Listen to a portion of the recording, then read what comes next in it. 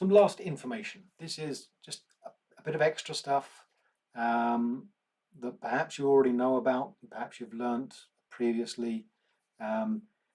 Where it sits exactly in the course or in our need for knowledge is difficult to say, but these are just things that come in various places that we need to be able to think about. So the electromagnetic spectrum, if you're unfamiliar with this, you will encounter this. This does come up above all in remote sensing, but it comes up in lots of things. It is all pervasive. It is us. We are part of this in many respects as well. So what is this? It's light, as well as gamma rays and X-rays and infrared and radio and television. Television is just a form of radio, basically, but we call them radio waves here. So all of these things are electromagnetic radiation. The light that we see is the same thing, essentially, as gamma rays and X-rays. That may not seem the case, but it is actually so. And everything emits radiation. Everything that has a temperature will above zero will be emitting radiation. And so you're giving off infrared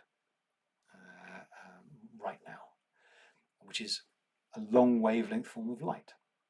So this is energy that is transmitted by photons, and long wavelengths means lower energy. They all travel at the same speed, the speed of light, dependent on the medium. But the wavelength, as the wavelength increases, the less energy there is available. So all of this exists in a continuum across this spectrum. High energy stuff up here, dangerous. Low energy stuff down here, quite useful. And what we see every day is this stuff here, which is just part of this. It's not separate from it. And this may look like distinct boundaries, but it's actually quite variable. But that's generally what we can see. And this is the stuff that you see every day. And this is the stuff that we examine in remote sensing as well. Most cases of it anyway. So if we move on we take the light concept and we look at how the computer uses it. You're looking now at a computer screen and you're seeing different colors on the screen.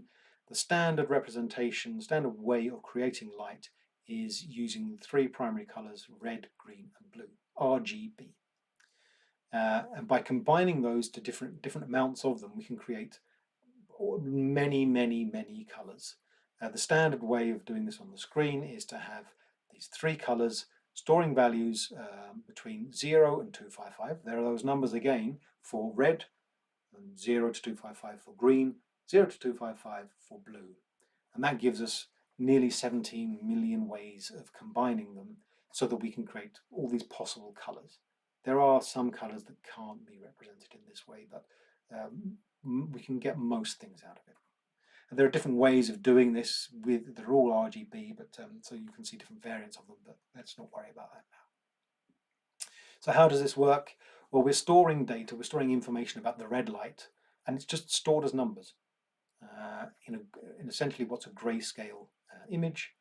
So it's black and white between 0 and 255. The red light is stored on your computer like this. And the same for the green light is stored in exactly the same way, and the blue. And then we push it through something that says, oh, the values here are not just grey, they're actually red. Or they're not just grey, they're actually green, and so on. And then depending on what we're getting through there, we can combine them. So if we're having a maximum signal from here, from this grayscale that's being pumped through the red, but 0 from the other two, well, we get something that is red.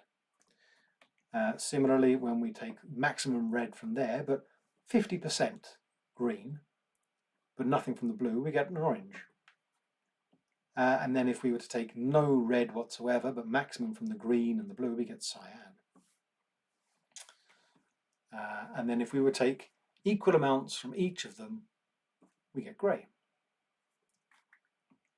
And if we take maximum from all of them, we get white. And if we take 0 from all of them, we get black. This isn't exactly the same way that your eye works. Your eye is quite similar, but it's sensitive to these. These are the wavelengths. Back to the electromagnetic spectrum. Your eye has 3 receptors that are sensitive, have a maximum sensitivity at these wavelengths here. And the combination of activation of these sensors it allows our brains to sense different colors.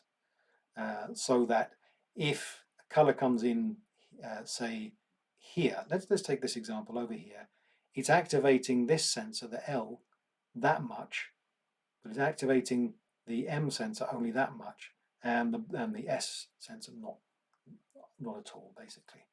So that particular combination tells the eye, oh, well, it must be this red color here. That's how your eye works, and it's actually quite similar to how sensors on remote sensing platforms work as well.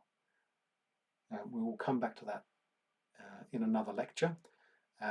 They work quite similarly to our eyes in that respect. One last little thing that we can look at, this is truly extra, are biases. This is something that applies to all courses that you're going to read in all of life, essentially. You can read through these yourself, but we are all prone to biases. You cannot get away from biasing in your life. If you are aware of them, you can try and work sort of work against them, as it were, or work with them, just to make sure that you're not making stupid mistakes. For example, anchoring, where you just focus on one thing, and you, as it says here, often the first encountered. So something happens, that's the problem. You focus on that first immediate problem, forgetting that there might be things behind it causing that problem. That you actually, if you were to solve those, you would solve the first thing that you saw. So the anchoring just means that you're focusing on the wrong thing because it was first and evident. Or the gambler's fallacy. This is another good one, whereby if an event is random, truly random, then history has no effect. If you roll a dice, it doesn't matter what's happened before. The outcome is independent of what happened before. If you flip a coin, it's heads or tails. And if you flip a coin 10 times and you get 10 heads, you cannot expect the next turn to be a tail because, well, I've already had 10 heads, so statistically it has to work out. At every single event, it doesn't care about the past. Now that might not be, and if you flip that coin 1,000,000 times and it comes up heads 1,000,000 times, then you start to think to yourself, yeah, maybe this isn't actually a correct coin. Maybe there's something wrong here. But generally speaking, if you believe your coin to be to have a proper distribution, 50-50 chance of landing heads or tails, then you cannot expect history to inform you of what's going to happen in the next step. It's irrelevant. And that's the problem that's where we have this gambler's fallacy. Surely I've had so many heads, the next one must be a tail. It doesn't matter. And there are others. You can read through these in the lecture notes. But we can exemplify an important bias, and this one is relevant for perhaps some of your work.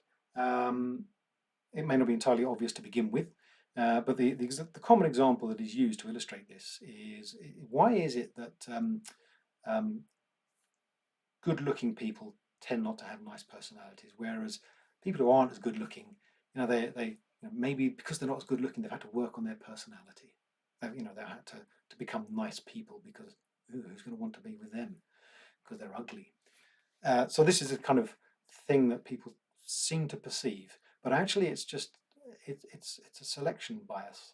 How have you been sampling your data? We believe we can see this trend where good-looking people, there might be some nice ones, but actually there seems to be this trend whereby they're not that nice looking. The problem is that the general population looks like this. That is the general population. But what you've done, or where this bias might come from, if this has happened, is that who's going to date somebody who's ugly and boring? That you've kind of excluded those people already. You don't want them. You might date somebody because they're fun to be with and blah, blah, blah, or whatever your criteria are for making somebody nice. That's going to vary by who you are. Good looking, also a subjective quality, but anyway, so these things vary, and you've got rid of this group. You're not really going there. You don't want to. You want to be up here somewhere, but you've experienced this curve, you think, and you've excluded these. So where does this come from? Well, actually, this is just typically used as the example, but it comes from research. There was the reason it's called Bergson's bias is the person doing this investigation was actually looking at hospital data. And people coming into hospitals aren't representative of the general population. By definition, they've got something already wrong with them, or they think they do at least.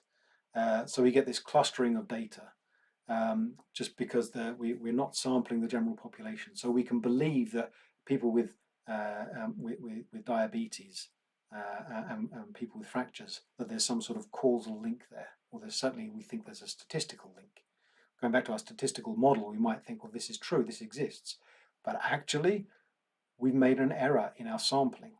So even though the statistics might say this, and even though we might be able to come up with a plausible model so that we can conceptualize how this might come about, it's not true. We've failed on both those steps because of our sampling. We sampled incorrectly and we forgot to conclude all of these people. So that relationship was